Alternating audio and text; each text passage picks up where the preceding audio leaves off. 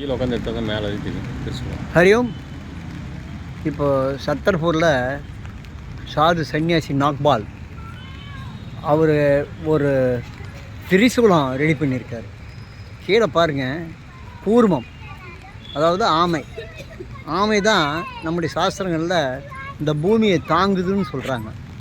அந்த ஆமை இருக்குது. அதுக்கப்புறம் 3 திருநீர் பட்டை, அதில் நெற்றிக்கண் இருக்குது. அது அப்படியே போய் நாகங்கள், அப்படின்னா வில்வக்காய்.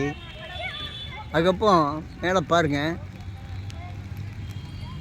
உத்ராட்ச மாலை, உடுக்க, திரிசூலம் எவ்வளோ அற்புதமாக செஞ்சுருக்கான்னு பாருங்கள்.